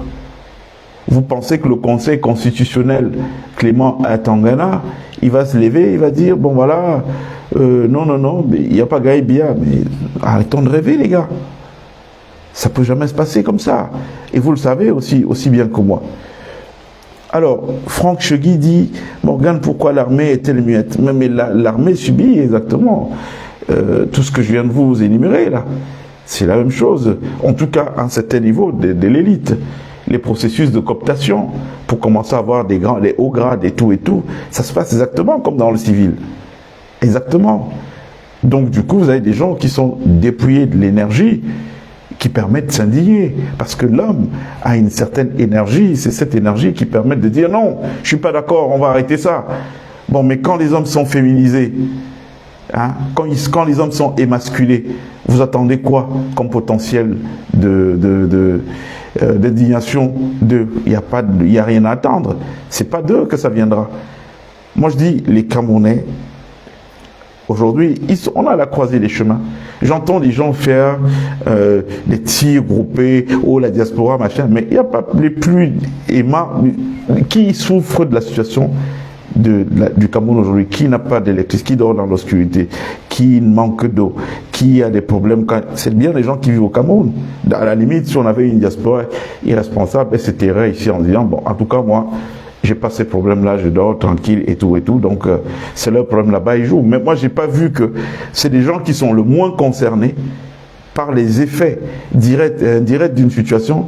C'est ces gens-là qui sont le plus mobilisés que ceux-mêmes qui sont concernés par le problème. Oui, parce que les gens de la diaspora, ils peuvent rester et dire, bon non, nous on mange 3-4 fois par jour, on n'a pas de problème. Quand on a des problèmes de santé, on a accès aux soins et tout, c'est pas notre problème. Si les gens ne se battent pas au Cameroun, ça ne nous regarde pas. D'ailleurs, notre argent, on va le placer en épargne. Hein. On arrête d'envoyer l'argent à des personnes qui considèrent que tout va bien. Parce qu'à la fin, c'est ça. Mais vous voyez cette diaspora mobilisée, ça prouve un amour, ça prouve un niveau de patriotisme élevé. Et tout que ces gens-là ont pour leur pays. Ils n'ont jamais abandonné. Vous voyez des gens, même quand ils font des simples petits boulots ici, l'argent gagné durement par ces petits boulots est aussitôt affecté à aider, à régler les problèmes sociaux en Afrique et tout. Non, ces gens-là, c'est des gens qui ont beaucoup d'amour pour le Cameroun. Ils ont même plus d'amour pour le Cameroun que les Camerounais qui vivent sur place et qui sortent souvent des discours déjà, ouais, et tout, est-ce que vous êtes ici, vous payez les impôts. Ils ignorent que chaque fois que vous envoyez un Western Union, vous avez 0,02% de taxes que vous payez. Non, vous avez 0,02% de taxes que le gouvernement perçoit au Cameroun et vous avez aussi des taxes que vous payez ici. Donc il y a une double taxation sur les envois d'argent au Cameroun. Je ne sais même pas si les gens se rendent compte de ça. Et tout. Donc vous ne pouvez pas dire à des gens qui contribuent à l'assiette fiscale par ce biais-là, oui, l'impôt indirect, leur dire que non, ils n'ont pas le droit de parler de trucs du Cameroun parce qu'ils ne sont pas Cameroun, ils payent. Qui même paye les impôts au Cameroun? Je viens de vous raconter tout de suite les mécanismes de détournement, de vol d'argent qui se passent. On fait payer à des gens qui sont pauvres déjà 80 francs CFA chaque fois qu'ils achètent un litre d'essence. On en vend à peu près 2 milliards chaque année. 160 milliards depuis 3 ans. Ça fait, donc x 3, on est à peu près dans les 400 milliards de francs CFA. Un argent qui est fait, il va où? Placé dans un compte équestre. Qui gère ce compte? Qui regarde ça? C'est des amis qui se le partagent. Donc des gens qui sont déjà riches, parce qu'ils sont de tous les larcins, hein, dans tous les petits coups, mais c'est eux qui se partagent en plus d'argent, qui est pensionné. Et vous allez aller à la pompe, non vraiment l'essence coûte cher et tout ça maintenant, on oublie de vous dire, dans la structure de prix, on vient de rajouter telle chose, mais ce n'est pas les gens d'en haut qui payent, c'est vous, hein. C'est tout le monde là. Donc vous avez vos 80 francs que vous payez chaque fois que vous payez le litre d'essence. On fait quoi? Donc moi je pense qu'il faut qu'on soit des gens raisonnables quand même dans ce qui est fait. Donc voilà mon cher Franck, je pense que ah oui, il y a la taxe, cher Nicole qui dit je ne savais pas qu'il y a la taxe ici. Et d'ailleurs même c'est signalé aujourd'hui, je ne sais pas si vous faites des envois Western Union par l'application, mais ça vous signale que sur place au Cameroun vous avez 0,02% de taxes qui sont imputés sur les sommes que vous envoyez, que le gouvernement retouche à nouveau. C'est-à-dire qu'il y a déjà une première taxe perçue directement chez Western Union qu'ils envoient au gouvernement camerounais et ils ont créé une autre taxe là-bas de 0,02%. Regardez sur vos envois. Le problème, c'est qu'on n'a pas la culture des factures, d'étudier les factures, la structure des coûts. C'est important de voir ça. Donc, c'est un peu ce qui se passe. Alors, les amis, on parle de quoi? Là, maintenant, je suis à votre écoute. Si les sujets sont épuisés, alors Solange dit, je ne discute pas, cher frère, je ne vous accuse pas, je dis juste que ce sont des personnes à moralité douteuse qui acceptent de se livrer à des pratiques contre nature. C'est un misérabilisme éhonté Oui, c'est vrai, c'est vrai. C'est un misérabilisme honté, mais vous savez, quand on paupérise un peuple, je viens de le dire tout à l'heure, je pense que vous n'étiez pas encore là, qu'un homme qui a faim n'est pas un homme libre. Alors quand on affame tout un peuple, hein, parce que ne perdez jamais de vue les chiffres. Le Cameroun, c'est 3% de gens qui ont accès à un salaire tous les mois. Donc si on a une population de 30 millions d'habitants, il y a à peine 1 million de gens qui, l'armée et, le service public et les services privés, les entreprises privées et les entreprises de services publics qui ont accès à un salaire tous les mois. Je crois 750 000 dans le privé et 354 000 324 000 dans le public, avec l'armée comprise. Donc sur une population de 30 millions d'habitants, quand vous avez 1 million seulement qui ont accès à un salaire, ça veut dire qu'il faut que chacun de ces 1 million s'occupe de 30 personnes pour que le pays s'en sorte. Donc voilà, vous imaginez le niveau de misère. Et quand on vous dit que chacun de ces 1 million, c'est pas des gens qui gagnent des salaires d'1 million de francs. Vous avez le gros de ces gens que vous citez là, c'est des petits salaires, c'est des gens qui touchent moins de 50 000 ou 50 000 francs CFA de salaire tous les mois. Le gros, c'est des petits salaires. C'est des travailleurs pauvres qui ne peuvent pas se loger. Quand vous voyez des motos-taxis à Douala, vous les voyez la nuit tombée, qui se couchent sur leur moto dans les stations. Ils n'ont pas de maison. Ils peuvent pas. Ils ne trouvent pas à louer. On a une crise du logement et tout, une crise d'inflation et tout, hein, qui est organisée de manière volontaire pour paupériser. Donc, exit la classe moyenne. On sait que si un pays n'a pas de classe moyenne, eh bien, il ne faut pas rêver de développement. Donc, on polarise. Vous avez des mecs qui sont extrêmement bourgeois. La preuve, c'est eux qui gèrent le pétrole. Hein. Je viens de vous dire tout à l'heure, 45 milliards de la Camer, que Camer va prendre à la BDEAC, et cet argent sert à Camer à louer des avions. Et qui vient leur louer ces avions? Ce sont les enfants de Biya. Comprenez un peu? Donc on a une fortune, on a de la ressource qui est là. C'est juste qu'il y a des gens qui ont décidé de tout garder pour eux. Et ils sont tous misérables, hein. Moi je vous le dis, hein. Tous ces gens-là. Vous ne voyez personne là et vous le mettez au-dessus de tout soupçon. Non, ils sont tous pareils. Et ils sont pareils pour les raisons que je vous ai dit tout à l'heure. Donc, je suis d'accord avec vous qu'il y a une part de misérabilisme, mais cette misère aussi est une construction. Hein, c'est fait exprès pour pousser les gens à leur dernier retranchement. Quand vous allez rentrer le soir à la maison, les enfants sont là, ils n'ont pas à manger et tout. Et vous êtes le père de la famille. Vous devez répondre aux yeux qui vous regardent. Mais vous n'êtes pas loin d'accepter une sodomie pour avoir un poste qui va vous garantir des choses. Ça ne fera pas de vous quelqu'un qui est fier de lui, mais ça fera au moins manger les gens de la maison. Donc il faut raisonner par l'absurde pour comprendre la situation dans notre pays. Bonsoir Edmond Com, comment allez-vous, cher frère? Alors il y a Nicole Gohenje qui dit « Ahidjo aimait les Camerounais pendant son mandat. J'étais déjà né et grâce à lui, le Camerounais était prospère. » C'est vrai. On peut vraiment tout dire, on peut ne pas aimer Ahidjo, mais c'était un patriote. C'est quelqu'un qui a œuvré beaucoup à... Il n'a pas fait que des belles choses, mais qui ne fait que des belles choses? Nous vivons dans un monde où en chaque être humain, il y a une part d'ombre et de lumière. Moi, ce que je dis souvent, c'est laissons l'ombre dans l'ombre et focalisons sur la part lumineuse. Et tout, effectivement, c'est quelqu'un qui avait un certain amour et pour son pays, pour ses concitoyens. Alors, il y a Mayo Binder qui dit « Morgane, enlevez Adja, c'est haram tout ce que cette femme dit. » Oui, mais c'est des faits.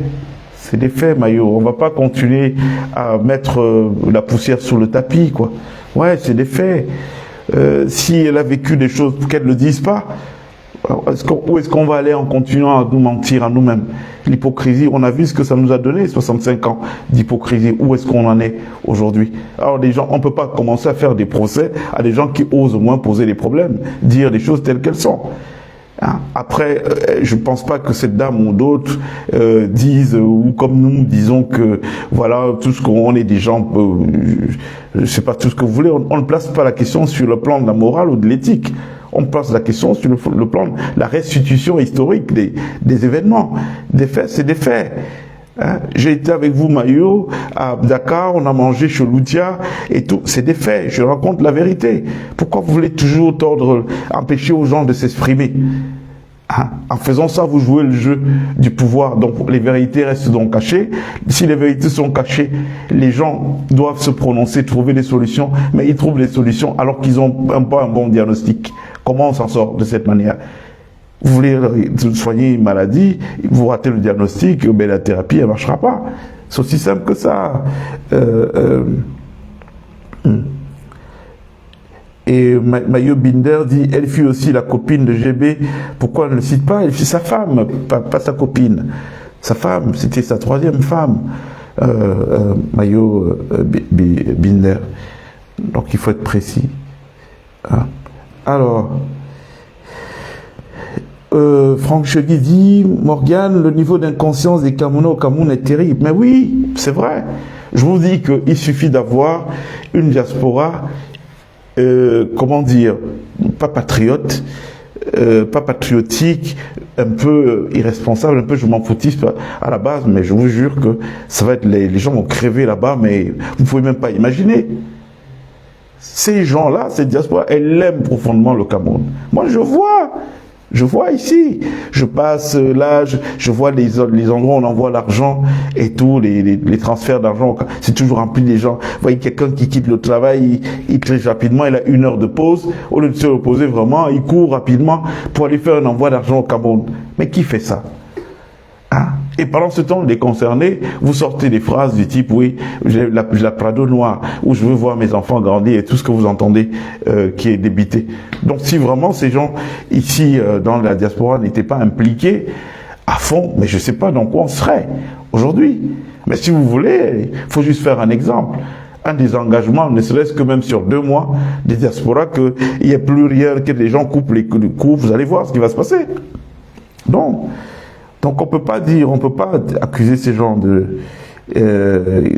manquer de...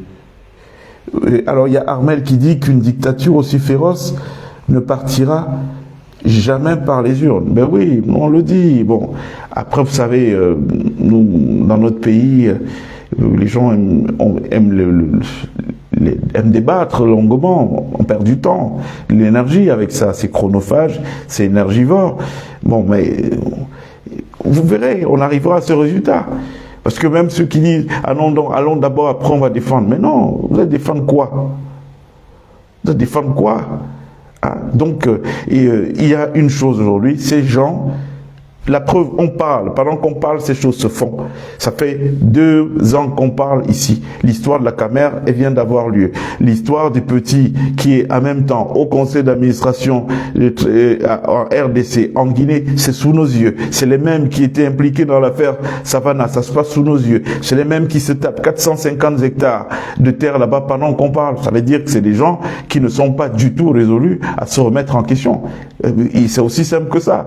Et donc, ce n'est pas s'ils ne se remettent pas en question maintenant, c'est pas accepter de perdre les élections qu'ils vont accepter. Donc, il faut faire ce qu'il y a à faire, tout simplement. Moi, je pense. Alors, il y a René Calvin qui dit « Merci de poser ce débat sur la table. On ne peut plus s'en cacher. Nous savons bien qu'ils ont perdu toute leur humanité derrière ce qu'ils ont cédé pour y arriver. En général, ils n'ont plus d'âme et parfois, pour la racheter, il faut en sacrifier d'autres. » C'est vrai. C'est vrai, parce que là, on a parlé que du côté cocasse, du supplice corporel, mais il y a d'autres choses. Il y a des sacrifices humains. Vous vous rendez compte? Prenez Cameroun Tribune, soyez curieux un tout petit peu.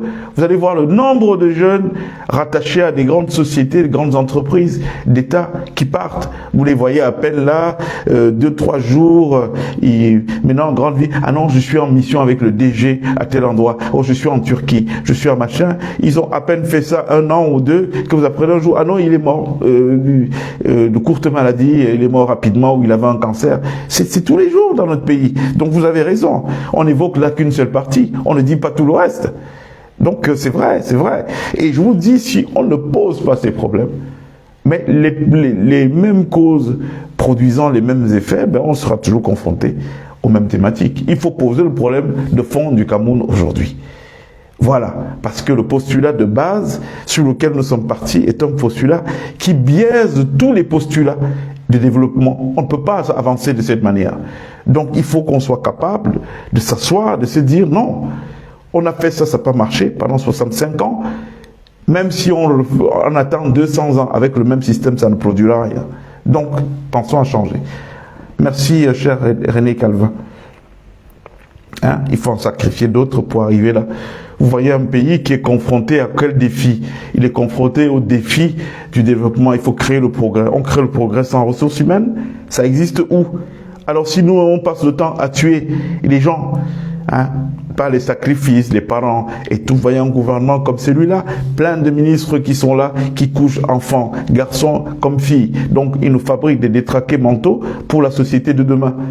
On va en profiter, nous? Parce qu'on va devoir se les taper. Quand ils ont fini de tuer des enfants comme ça, demain, c'est eux qui viennent épouser vos filles, qui viennent faire machin, et tout, et tout. Et donc, on se retrouve à payer collectivement une facture d'un truc qui part à la base, qui est l'émanation d'une personne. Donc, il faut bien que les questions soient posées sur la table. Ou alors, ceux qu'on sacrifie, qu'on tue. Donc, quand on a fini de les tuer, donc, on va construire avec qui? Ils sont nombreux là. Je vous dis, soyez juste curieux, ouvrez les yeux et sortez du divertissement, du folklore là. Parce que je sais que c'est ce que les Camerounais aiment. Toutes les fois qu'il y a des sujets qui peuvent amener à l'autodétermination collective, vous les voyez pas, ils sont pas intéressés. Ils sont dans le folklore. Et ils sont les premiers à se plaindre derrière. Oh non, les choses ne marchent pas. Vraiment, ça ne... Mais qu'est-ce que vous faites? Prenez déjà conscience. Acceptez d'en parler. Hein? Et puis, le début ce sera le début des solutions.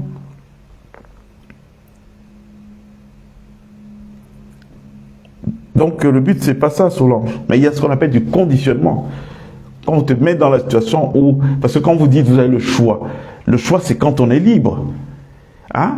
Quand on vous torture et qu'on vous estorque des aveux sous torture, est-ce que vous avez le choix? Vous n'avez pas le choix. Alors, imaginez le scénario, on est dans un scénario similaire. Hein? Il faut savoir comment ça marche au Cameroun. Beaucoup d'entre vous sont partis il y a longtemps. Donc, ils ne connaissent plus très bien les pratiques de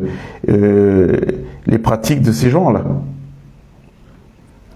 Alors, il y a Solange qui dit, Solange Guénan qui dit, tous ces ministres et DG affiliés de biens ne sont pas bêtes. Hors de ce régime, ils sont compétents. Mais une fois nommés, on dirait qu'on prélève leur cerveau après le décret du 17h. C'est vraiment pathétique, mais c'est pour les raisons que je vous ai données. Parce que ceux qui les nomment ne les nomment pas pour qu'ils viennent travailler. Aussi simple que ça. On ne vous nomme pas pour que vous viennent travailler parce que, à la base, il y a un deal qui est que rien ne doit bouger. On reste là à ce niveau.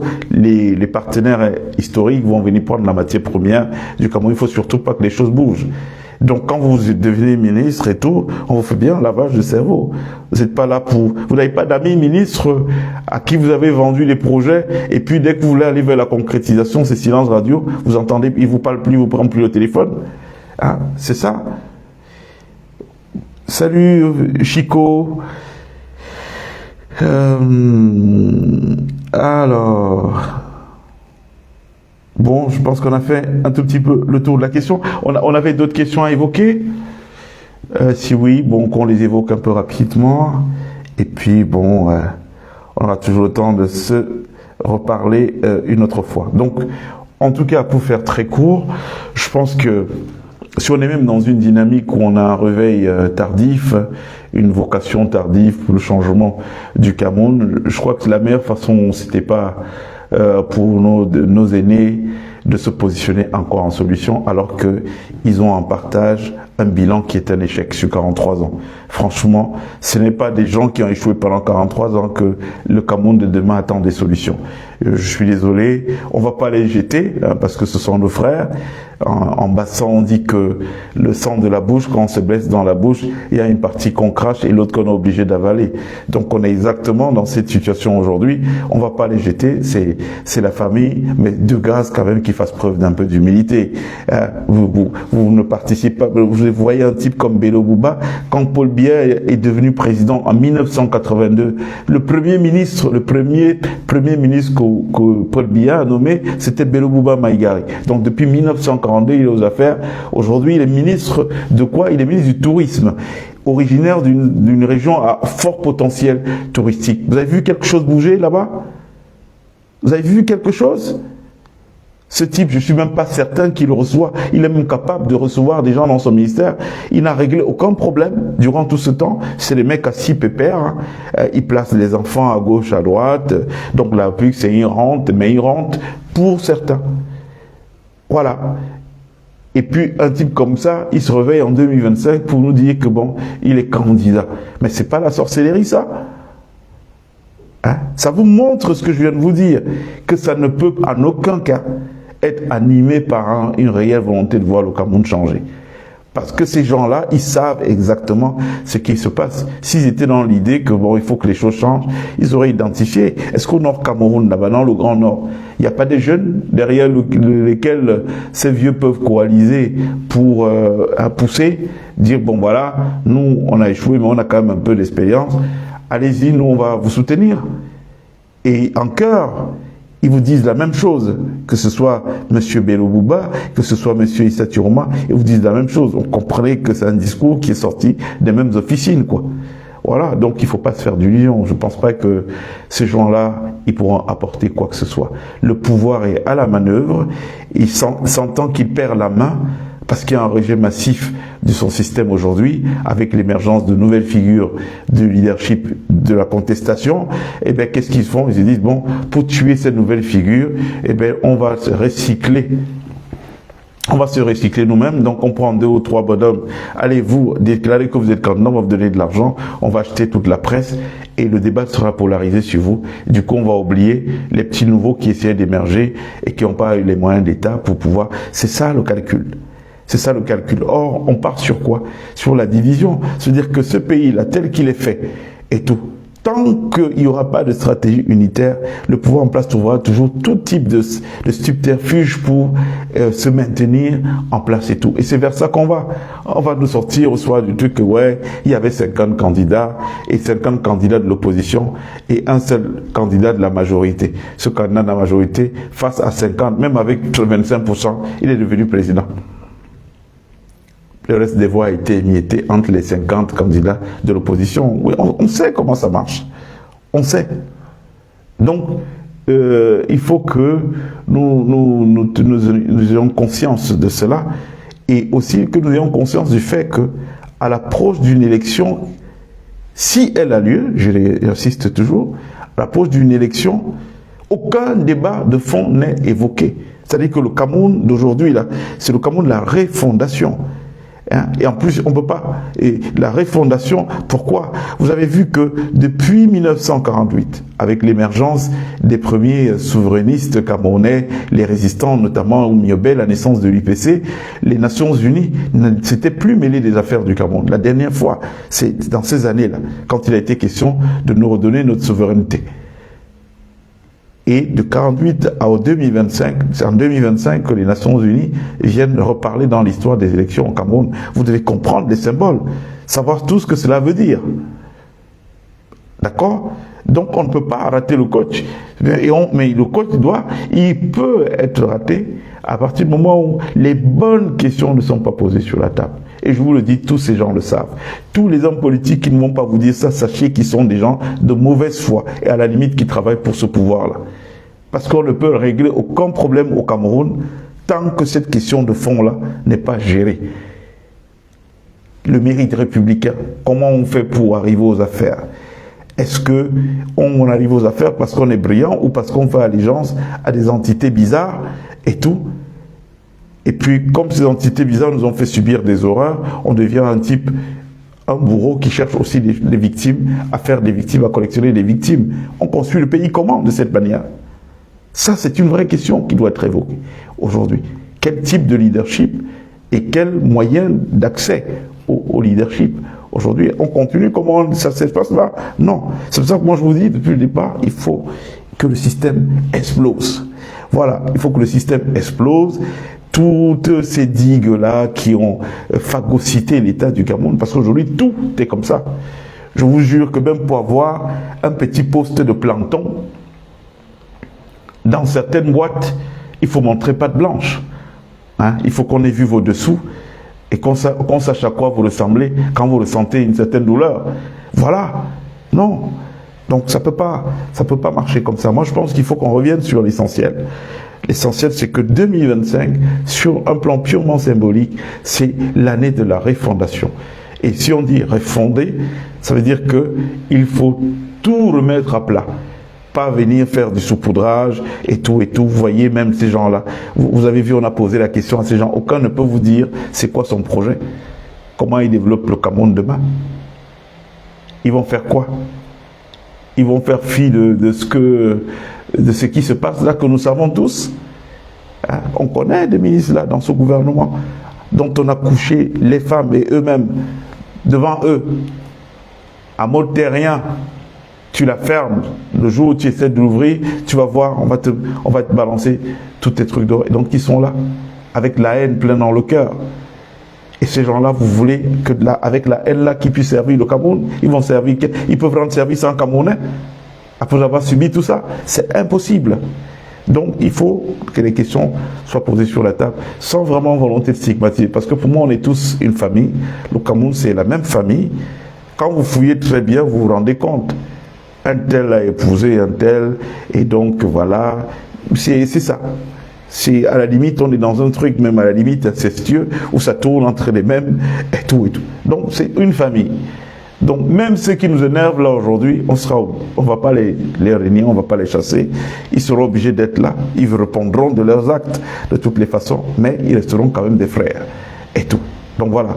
Moi, c'est comme ça que je vois les choses. Bon, les amis, on va devoir se quitter. Je crois qu'on a fait un peu le tour de la question. Il y a Ghislain Kamnem qui dit que le peuple doit prendre ses responsabilités. Ouais, bon, c'est vrai. Et donc, Francis Ndomo Sango qui dit le tourisme a été entouré sous ce monsieur, mais monsieur, allez-y au ministère du tourisme. Il n'y a rien qui se passe. Je vous dis qu'il est originaire d'une région à fort potentiel touristique. Dites-moi un seul acte qu'il a posé. Au contraire, vous entendez qu'ils vont signer des contrats à l'international avec des agences pour la communication du Cameroun. Mais une communication sur quoi? Les infrastructures ne sont pas construites. C'est encore du détournement d'argent pour justifier de l'argent qui sort et qui revient. Il sort par la main gauche et qui revient par la main droite. Donc c'est ça. Hein? C'est pas vraiment, il y a rien qui peut sortir. C'est une insulte pour le Cameroun quand vous voyez ce qui s'est passé cette semaine-là, que des gens de cet âge-là, ils ne regardent même pas qu'ailleurs, même au Gabon là. C'est un mec de ma génération qui est au pouvoir aujourd'hui. Vous allez dans d'autres pays, ce sont des petits frères qui sont au pouvoir. Et vous avez des malades. Parce que je crois que c'est ce Tiroma qui se plaint qu'il est malade et puis il ne parvient pas à sortir. Mais je ne parviens pas à sortir d'un pays, je suis malade, mais je vais être président de la République. Mais c'est quoi ce truc-là? Faut être sérieux. Alors, Solange Guénan dit vivement dimanche prochain pour un autre live. Ne nous en privez plus de grâce. Ben, merci Solange de votre fidélité. Merci d'être là tout le temps. Ghislain Kamdem dit tout est à refaire dans notre pays. En effet. Franck Chegui dit Morgane, je suis aussi très pitoyable le trop grand nombre de personnes qui se portent candidats. Cela veut même dire qu'ils n'ont pas compris. Oui, c'est vrai. C'est vrai. On est dans un truc aujourd'hui où on doit tous se parler. Et ces gens-là, ils se parlent pas. Ils se mènent la petite guéguerre entre ceux qui sont achetés par le pouvoir de Yaoundé, hein, donc qui jouent leur rôle normalement, et tout, et les autres qui ne comprennent rien aux enjeux. Hein? Tout le monde veut être président. Mais ça veut dire que c'est pas le projet pour les Camerounais qui intéresse les gens, c'est être président. Donc c'est les problèmes d'ego et tout. Hein? S'ils étaient vraiment des patriotes habités par l'idée que ce qui se fait là, ça doit s'arrêter définitivement, vraiment vous ne verrez pas ça. Parce que chacun tirerait déjà à son niveau la conclusion que la multiplicité de candidatures fragilise l'élan de changement.